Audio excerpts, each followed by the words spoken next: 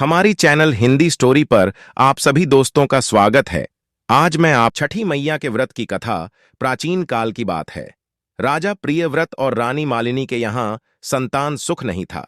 वर्षों तक संतान की चाह में उन्होंने तमाम यज्ञ अनुष्ठान किए, लेकिन उन्हें सफलता नहीं मिली। संतान की इच्छा में राजा और रानी अत्यंत दुखी रहते थे। अंततः महर्षि कश्यप ने राजा को पुत्रेष्टि यज्ञ का सुझाव दिया। महर्षि कश्यप के निर्देशन में राजा ने पुत्रेष्टि यज्ञ किया और इसके फलस्वरूप रानी गर्भवती हुई। समय आने पर रानी ने एक पुत्र को जन्म दिया, लेकिन वह मृत जन्मा। यह देखकर राजा रानी का दुख और अधिक बढ़ गया। वे दोनों अत्यंत दुखी और निराश थे। इसी दौरान राजा रानी के सामने अचानक एक अद्भुत दृश्य दिखाई दिया। उन्होंने देखा कि एक दिव्य देवी प्रकट हुई हैं। देवी की अद्भुत तेजस्विता और उनकी आभा ऐसी थी कि राजा और रानी दोनों ही उनकी ओर मुग्ध होकर देख रहे थे। देवी ने कहा, मैं षष्ठी देवी हूं, प्रकृति की छठी कन्या। बच्चों की रक्षा और उनके दीर्घायु का वरदान मेरे आशीर्वाद से मिलता है। यदि तुम मेरी पूजा करोगे तो तुम्हें संतान सुख अवश्य प्राप्त होगा। देवी षष्ठी के निर्देशानुसार राजा प्रियव्रत और रानी मालिनी ने सच्चे मन से छठ पूजा का व्रत किया। उन्होंने उपवास रखा और छठी मैया की आराधना की। उनकी पूजा से देवी षष्ठी प्रसन्न हुई और उन्होंने राजा को एक स्वस्थ और दीर्घायु पुत्र का आशीर्वाद दिया।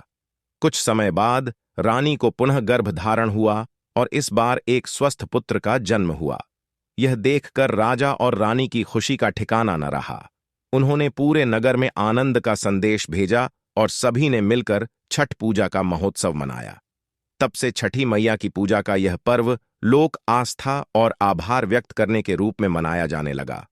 खासकर बिहार, झारखंड, पूर्वी उत्तर प्रदेश और नेपाल में यह पर्व बड़े धूमधाम से मनाया जाता है।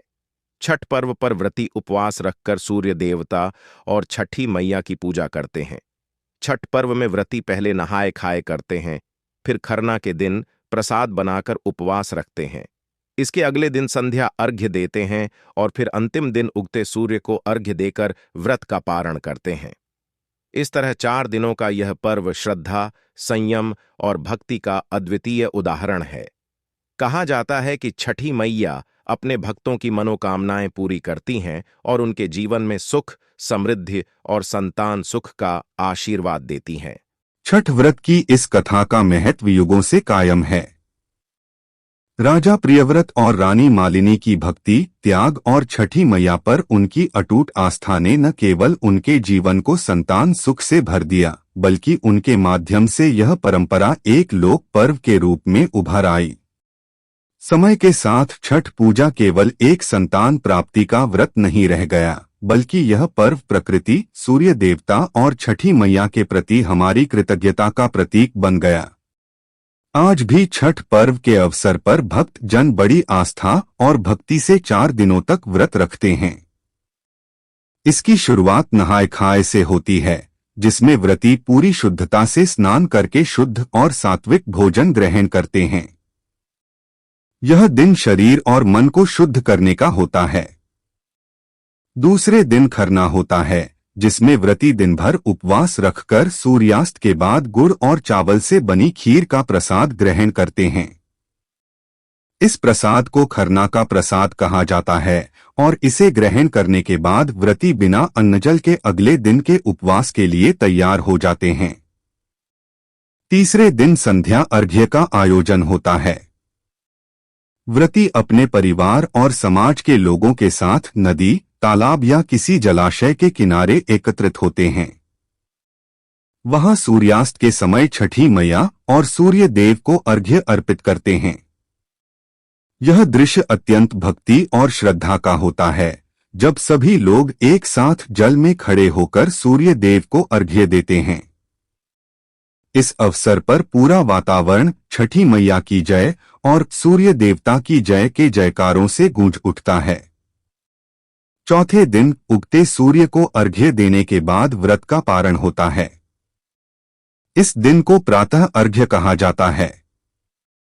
व्रती सुबह सुबह ही जलाशय के किनारे जाकर जल में खड़े होकर सूर्य देव को अर्घ्य अर्पित करते हैं और उगते सूर्य के दर्शन करते हैं। मान्यता है कि उगते सूर्य को अर्घ्य देना जीवन में नए सवेरा और नए उत्साह का प्रतीक है। इस दिन व्रती व्रत का समापन करते हैं और प्रसाद को सभी के बीच बांटते हैं। छठ पर्व की महिमा इस बात में है कि यह व्रत अटूट आस्था, शुद्धता और संयम का प्रतीक है।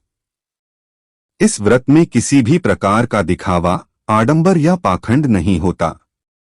यह साधारण किंतु दृढ़ संकल्प का पर्व है जिसमें श्रद्धालु जन अपनी समर्पण भावना से छठी मैया और सूर्य देव की कृपा प्राप्त करते हैं।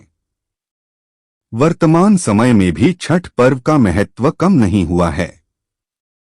लाखों श्रद्धालु लोग चाहे दुनिया के किसी भी कोने में हों, छठ पर्व पर अपने घर लौटकर इस पवित्र व्रत को करते हैं। यह पर्व लोगों के बीच एकजुटता, पारिवारिक और सामाजिक संबंधों की दृढ़ता का प्रतीक है। इस प्रकार छठी मैया की कथा और छठ पर्व का संदेश हमें यह सिखाता है कि श्रद्धा और संयम से किए गए व्रत और उपवास जीवन में चमत्कार ला सकते हैं और हमें सदा अपने जीवन में ईश्वर और प्रकृति के प्रति आभार व्यक्त करना चाहिए।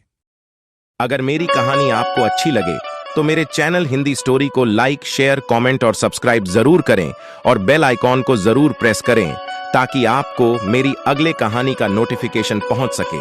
धन्यवाद।